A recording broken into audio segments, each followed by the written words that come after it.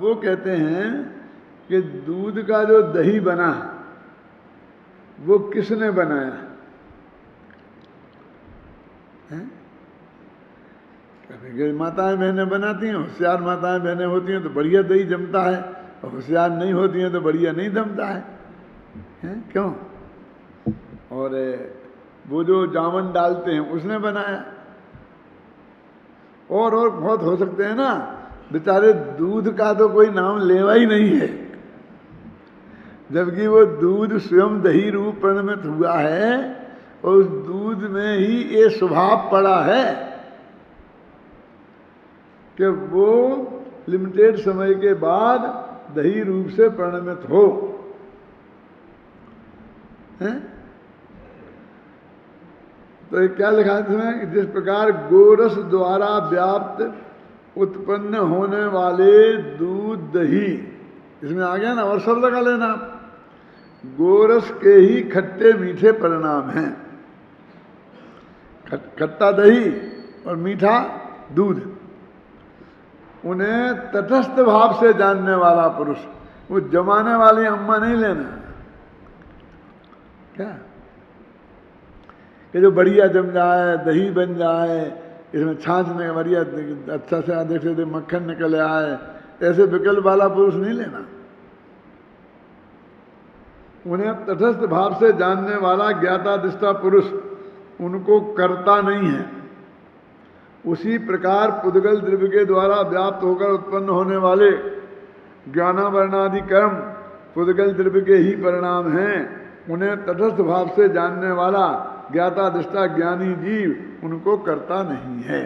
अब अपना रोजी नहीं का उपदेश ही चलता है, ये बुरे कर्म मत करो, अच्छे कर्म करो, बुरे कर्म मत करो, अच्छे मत करो, पाप बांधोगे तो नरक जाओगे, इसलिए पुण्य बांधो, हैं?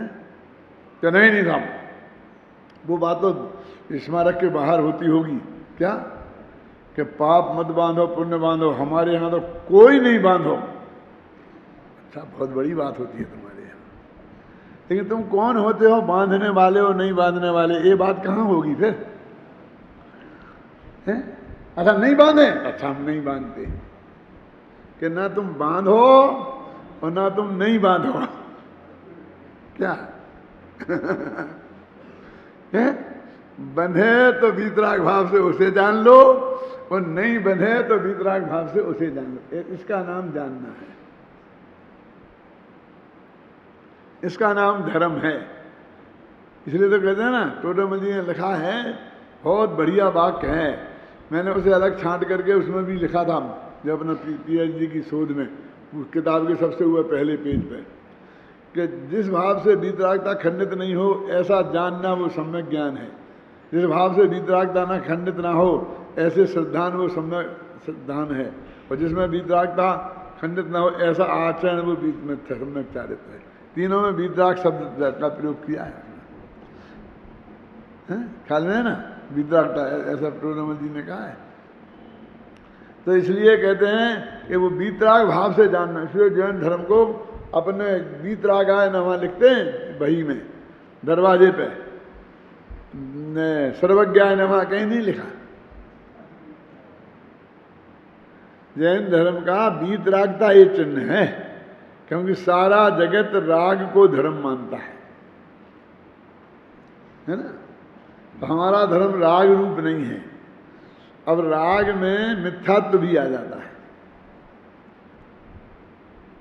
राग कहो चाहे क्रोध कहो, इन सब में चार चीजें आ जाती हैं, मिथ्यात्व, अवरति, प्रमाद और कषाय। जहाँ टोडरमल जी ने ये लिखा ना कि जिन्हें दुखी नहीं होना हो वे कषाय नहीं करें, उसका अर्थ कषाय नहीं करें ये नहीं है, उसका अर्थ है मिथ्यात्व, अवरति, प्रमाद और कषाय नहीं करें। और गोमरसार में जहाँ लिखा है ना, योगा पैरी प्रदेशा और ठिदी अनुभागा कषाय दो होंती, वहाँ भी कषाय शब्द का अर्थ कषाय नहीं है, वहाँ भी मिथ्यात्व, अवरति, प्रमाद और कषाय। तो एक आप कहोगे कौन से न्याय से, कौन सी डिक्शनरी से? तो चूंकि 5 कारण हैं बंध के, मिथ्यात्व, अवरति, प्रमाद, कषाय और योग। तो जब कषाय बोला तो उसका अर्थ समझना कषायांत। कषाय है अंत में जिसके वे सब, वो तीन कारण बंध के नहीं है, इस अर्थ में थोड़ी कहा। क्या समझे? ये बहुत बड़ी गलती है जो बड़ों बड़ों से हो जाती है। जो अन्ना जी ने बताया था क्लास में, उनने गलती की थी ऐसा नहीं कह रहा हूं मैं, वो उनने तो इसी आशय से कही थी जो मैं कह रहा हूं। लेकिन हमारे बहुत बड़े आचार्य ने इस बात पर बहुत वजन दिया कि मिथ्यात्व बंध का कारण नहीं है, कषाय बंध का कारण है। क्योंकि गोमठ सार में भी लिखा है कषाय से बंध होता है, और मोक्ष मार्ग प्रकाशक में, तुम्हारे मोक्ष मार्ग प्रकाशक में भी लिखा है कि जिन्हें दुखी नहीं होना हो वो कषाय नहीं करें। तो आप ये कहेंगे कि नहीं हम तो नहीं मानने तुम्हारे क्या होता है, क्योंकि मिथ्यात्व के गए बिना कषाय नहीं करने का कोई अर्थ ही नहीं होता। कषाय छूटती ही नहीं है। कषाय तुम करो नहीं करो तुम्हारे हाथ में है ही नहीं। छूटने का क्रम ऐसा है कि पहले मिथ्यात्व छूटती है, फिर अवृत्ति छूटती है, फिर प्रमाद छूटता है, फिर कषाय छूटती है। ख्याल में है ना? इसलिए वही अर्थ है, इसमें बिल्कुल घबराने की जरूरत नहीं है। और लोग फिर एकदम सारी दुनिया ना समझ अध्ययन तो है। हाँ लिखो लिखो लोकनाथ का की लाइन में लिखो लिखो जननी सुखी होना, और कितनी अच्छी बात है। अब ये इसका ही विरोध करते हैं, इसका विरोध कर रहे हैं कि इसका अर्थ बता रहे हैं? इसका विरोध कर रहे हैं कि इसका अर्थ बता रहे हैं। तो इसका अर्थ तो ये है, देखो क्या चल रहा था अपना, जिस प्रकार गोरस के द्वारा व्याप्त होकर उत्पन्न होने वाले दूध दही गोरस के ही खट्टे मीठे परिणाम हैं, उन्हें तटस्थ भाव से जानने वाला ज्ञाता दृष्टा पुरुष। अब तो उन्हें जानना, तो पर के जानने का निषेध एक बात तो दी आ गई कि उनके जानने में कोई अधर्म नहीं है। उनके जानने का समर्थन आ गया क्या? उन्हें नहीं जानने वाला पुरुष नहीं, उनको करता नहीं है, उनका करता नहीं है, वो कभी किसने क्या किया नहीं किया उसके नाम। और उसी प्रकार पुद्गल द्रव्य के द्वारा व्याप्त होकर उत्पन्न होने वाले ज्ञानावरणादि कर्म, यानी पुद्गल द्रव्य ही उनका करता है, द्रव्य के ही परिणाम है। उन्हें तटस्थ भाव से जानने वाला ज्ञाता दृष्टा ज्ञानी जीव उनको करता नहीं है, और जो उनका कर्ता बनता है उसमें तो अपने अज्ञानी कहते हैं। ज्ञानी और अज्ञानी की परिभाषा में कोई फर्क थोड़ी है। तटस्थ भाव से जाना तो ज्ञानी, और उसमें इन्वॉल्व हो गया तो अज्ञानी बस। किंतु जिस प्रकार वह गोरस को देखने जानने वाला पुरुष गोरस को देखने जानने में व्याप्त होकर मात्र उसे देखता जानता ही है। देखो, गोरस के जानने में व्याप्त होकर, गोरस में नहीं। यदि गोरस में व्याप्त हो गया होता दादा तो क्या होता कि जब उसे अपन चढ़ाते गर्म करने के लिए तो अपना ज्ञान भी गर्म हो जाता। वो गोरस के जानने रूप परिणाम में, तो वो जानने रूप परिणाम तो आत्मा का ही है। तो अपना द्रव्य अपनी पर्याय में व्याप्त हुआ, इसमें कौन सा गजब हो गया? है? क्या है? जब कोई शिकायत लेकर आता है अपने पास कि साहब ये लड़का हमारी तरफ बहुत देखता है, घूर घूर के देखता है, तो कहते बेटा तुझसे कुछ छेड़खानी तो नहीं की, तेरे से कुछ कहा तो नहीं? कहते नहीं, कहा तो कुछ नहीं, बोला भी एक शब्द नहीं, और कोई चेष्टा भी नहीं की। तो छोड़ा ना, दुनिया अब क्या करोगे? इसमें उसका ही थोड़ी पूरा कसूर है, थोड़ा तुम्हारा भी है। मेरी क्या गलती है कि तुम सुंदर हो ना?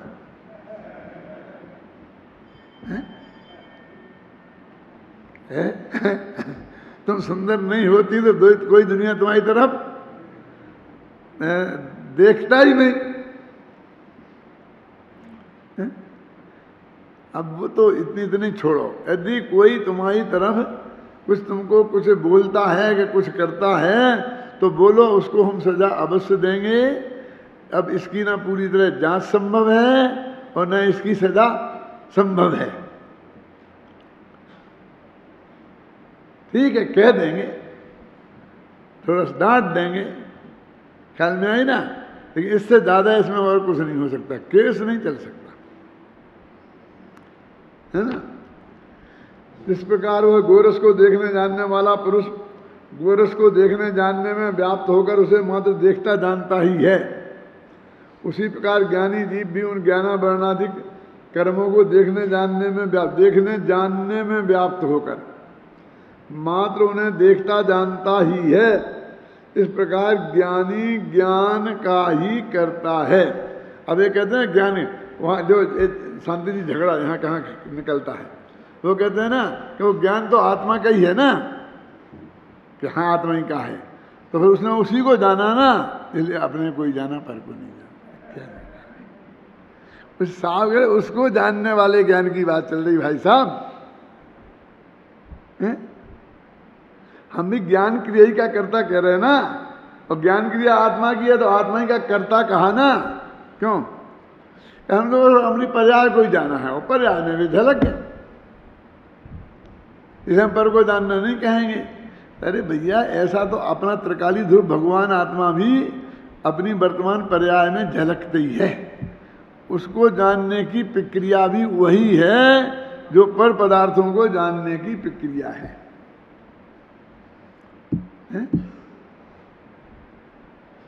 मेरे कहने का मतलब ये है कि स्व और पर के जानने में इस टाइप का हम भेद नहीं कर सकते किसी की। कहीं भी हमारे चित्त में वो भेद है तो गलत है।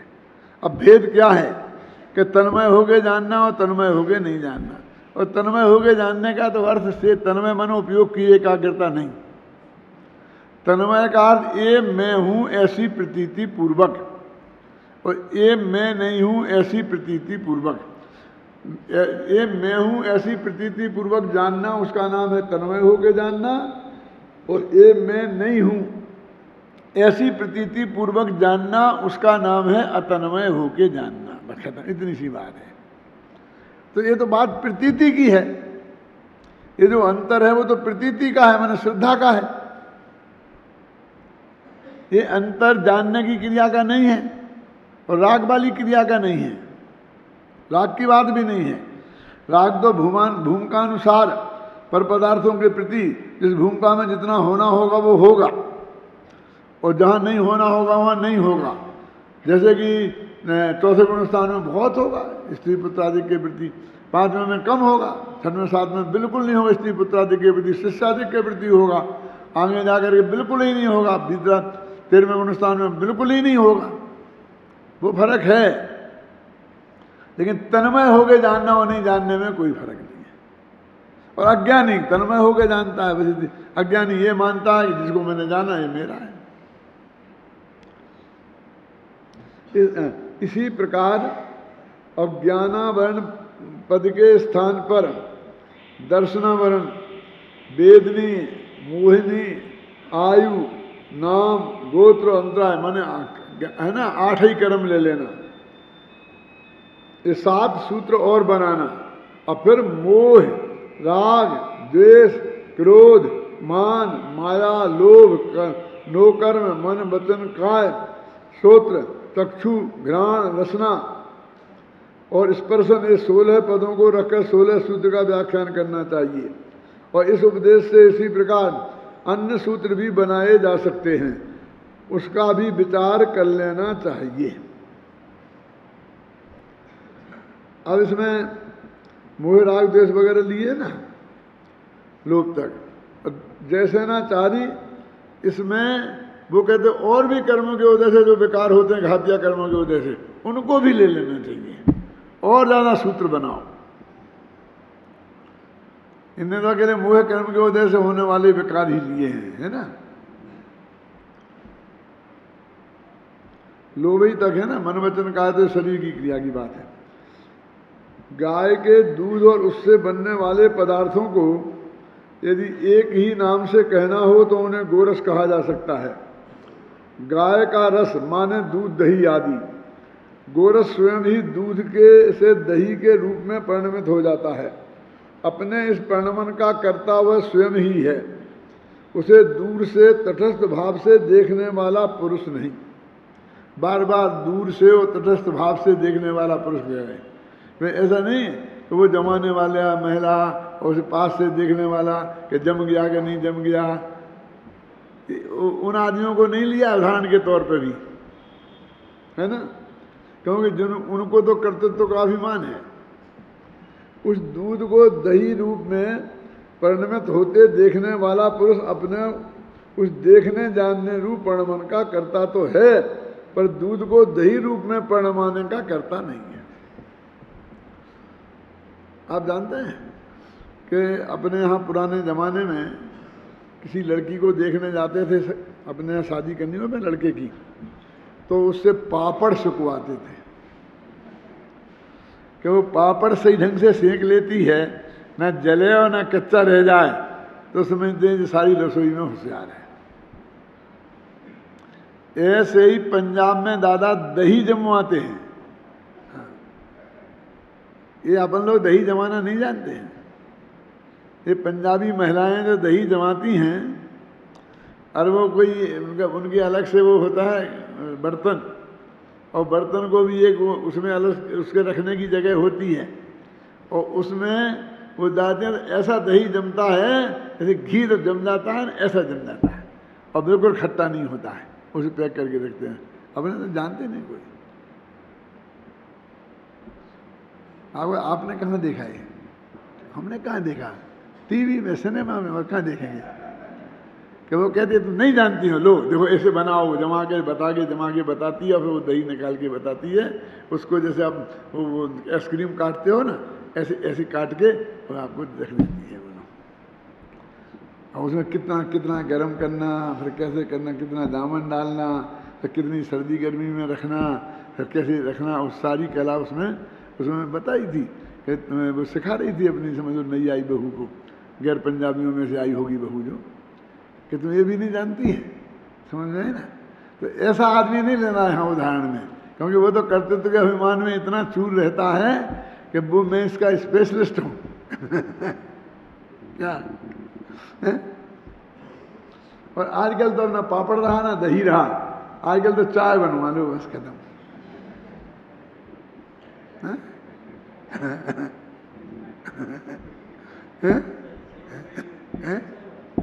क्यों? इसी प्रकार ना, कहाँ पर लिख हो गया ना, इसी प्रकार कारवान वर्णाएं ज्ञानावरणादि कर्मरूप स्वयं ही परिणमित होती हैं। उन्हें जानने वाला ज्ञानी जीव उन्हें जानने वाला रूप अपनी ज्ञान परिणति का तो करता है, पर उनके परिणमन का करता नहीं है। उनके परिणमन का तो वह ज्ञाता दृष्टा ही है, करता धरता नहीं। गाथा 101 में जो आया ना, अब अगली गाथा की बात चलेगी। ये देखो, ये जो 575वीं गाथा में ये बात कही थी ना, कम्मस्य परिणामम नो कम्मस्य तहीव परिणामम न करेदि एव मादा जो जानदी सो हवदि रानी। तो उसमें और इसमें क्या फर्क है, ये मैंने इसमें लिखा है, इसमें से देखते हैं अपन क्या लिखा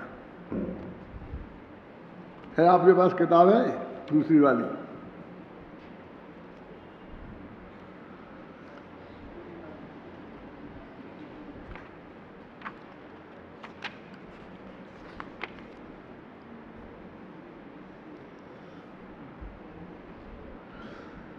देखो, पेज नंबर इसका है 155। इसी प्रकार का भाव 75वीं गाथा में आया है। वहाँ कहा है कि कर्म के परिणाम को, नो कर्म के परिणाम को जो करता नहीं मात्र जानता है वह ज्ञानी है। और यहाँ यह कहा जा रहा है कि ज्ञानावरणादि कर्मों को करता नहीं है, मात्र जानता ही है, वह ज्ञानी है। दोनों में कोई अंतर नहीं है, क्योंकि यहाँ यद्यपि गाथा में अकेले ज्ञानावरणादि कर्मों की ही बात की है, तथा प्रकरण के अनुसार उन सभी को लेना चाहिए जिनकी चर्चा 98 से 100वीं गाथा तक की गई है। वो सब बातें लेना चाहिए। तात्पर्य इसमें फर्क इतना है कि उसमें लिखा है तटस्थ भाव से जानने वाला, ये विशेषण इसमें विशेष जोड़ा गया है।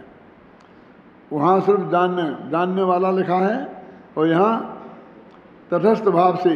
देखो ये जो समय सार में प्रवचन सार में एक शक्तियाँ और नए निकाले हैं ना, तो इस नयों में कि शक्तियों में कि एक जानने वाला, एक करने वाला, उसे तटस्थ भाव से जानने वाला पुरुष,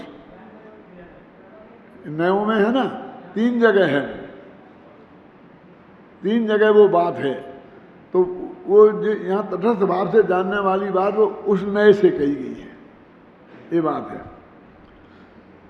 तो तात्पर्य है कि ज्ञानी जीव घटपट रथादि पर पदार्थों का इंद्रियों, क्रोधादि द्रव्य कर्मों, शरीर आदि नो कर्मों को भी करता नहीं, मात्र जानता ही है। इस प्रकार इस गाथा में द्रव्य कर्म, नो कर्म आदि सभी आ गए। गाथा में ज्ञानावरणादि द्रव्य कर्मों की बात है, और आप क्रोधादि द्रव्य कर्मों की बात कर रहे हैं, है ना। पिछली गाथाओं में क्रोधादि शब्द का प्रयोग किया गया है, कहाँ? वे 3 गाथाएं, और इस गाथा में ज्ञानावरणादि शब्दों का प्रयोग है। अब ये समझना, इस मामले में भी हर जगह बहुत बारीकी है। जब क्रोधादि कहते हैं तो हमारा ध्यान भावों की तरफ होता है,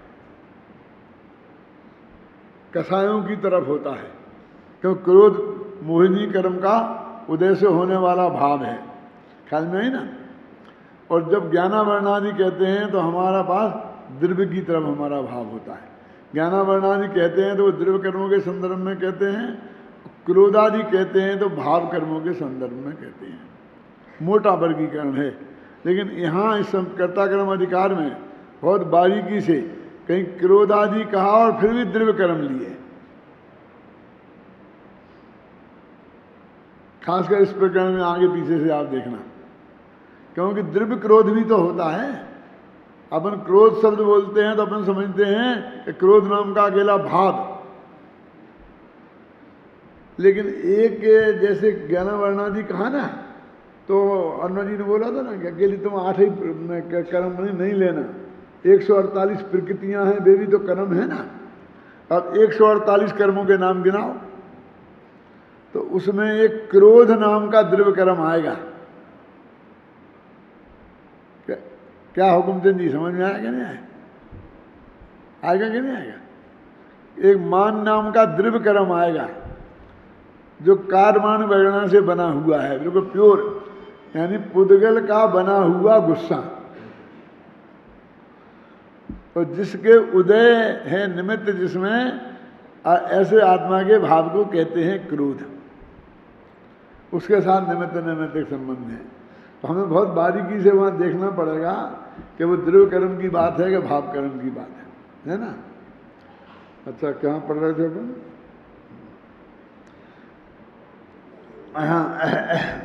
आचार्य अमृतचंद्र और जयसेन तो इस गाथा के आधार पर 23 गाथाएं और भी बनाने की बात करते हैं। इस तरह वे तो यहाँ क्रोधादि शब्द में भी उन सभी को समाहित कर लेना चाहते हैं जिनकी यह ज्ञानी आत्मा जानता तो है, करता नहीं, तटस्थ भाव से। आत्मख्याति में भाव जो तो अपन ने पढ़ लिया है। आचार्य जयसेन तो यहाँ तक लिखते हैं कि सबसे नीचे की 2 पंक्तियाँ, कि शुद्धात्मा की अनुभूति से विलक्षण रूप जो असंख्य लोक प्रमाण विभाव भाव हैं, उन सभी को क्रोधादि में ले लेना चाहिए, असंख्य गाथाएं बनाना चाहिए। तात्पर्य यह है कि ज्ञानी आत्मा उन सभी को जानता ही है, करता नहीं है। इसे जयसेनाचार्य की जो विशिष्ट बात कही है वो हमने इसमें ली है, ख्याल में है ना। विशिष्ट बात इसी के संदर्भ में दादा, ऐसा नहीं करने यहाँ वहाँ करते करते कोई दूसरी बात लिख दी तो वो प्रकरण यही चल रहा है। हमने जितने भी अनुशीलन लिखे हैं उनमें इस बात का ध्यान रखा है कि गुरुदेव के मान लो 25 पेज के प्रवचन हैं और हमको एक ही पेज देना, तो वहाँ कोई बहुत बढ़िया बात उदाहरण दे दिया तो हम वो दे देंगे। आप जानते हैं अंग्रेजी में एक प्रेसी बनाई जाती है, माने जो एक गद्य खंड वो दे देते हैं और वो कहते हैं कि इसको आप प्रेसी बनाओ, माने संक्षिप्त में बनाओ, तो उसको 1/3 लगभग बनानी पड़ती है। है ना। तो उसमें क्या छोड़ना चाहिए और क्या रखना चाहिए आप जानते हैं? प्रेसी बनाना। जो मूल मुद्दे की बात है वो आना चाहिए, जो उदाहरण वगैरह हैं वे छूट जाना चाहिए। और देखने में तो उदाहरण अच्छे लगते हैं, संक्षिप्त करने का तरीका ये नहीं है कि उदाहरण रख लो और वह मूल मूल सिद्धांत छोड़ दो। आपने क्या छोड़ा और क्या रखा, इस बुद्धि की जांच के लिए वो प्रेसी बनवाई जाती है।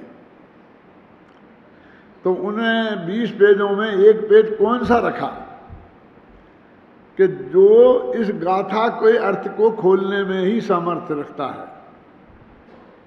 ये चुनना बहुत कठिन काम है, आपको 3 दफे पढ़ना पड़ेगा उस सारे प्रकरण को, हैं। और दूसरी बात है कि जो वो कह रहे हैं हमें वो नहीं समझाना, घबराना नहीं। हम जो गाथा में जो प्रकरण चल रहा है उसके पोषण में उनकी बात क्या आ रही है वो कहना है, एक पॉइंट। और दूसरी वो कहना है कि जिसको उनको कहे बिना लोग मानेंगे नहीं। क्या मान लो कि सबने मान लिया, मतलब हम कह दी सब, और बिल्कुल एकदम सीधी सरल बात है और वही उसमें आ गई, तो हमको उसको कोट करके क्या करें? माने उससे विशिष्ट प्रयोजन की सिद्धि होनी चाहिए, है ना।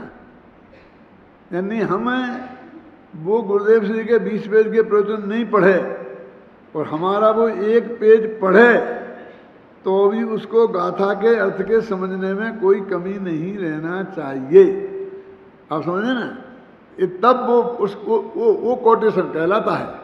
ऐसा कोई भी उठा ला, आज बहुत अच्छा लगा है, उन्होंने एक उदाहरण दे दिया कि एक महिला थी, उसे बहुत वो बीमारी हो गई थी, फिर वो ऐसा कहता रोम रोम में वो हो गए थे, तो वो कहते हाँ मैंने कौन से पाप किए थे। ये क्या है, इसका क्या करें? क्यों मेरा तो समझे ना, जो उस बात को स्पष्ट करने वाली बात हो वही उसमें होना चाहिए, तब वो वास्तव में हमने ज्ञान की वृद्धि की हेतु की बात करी है।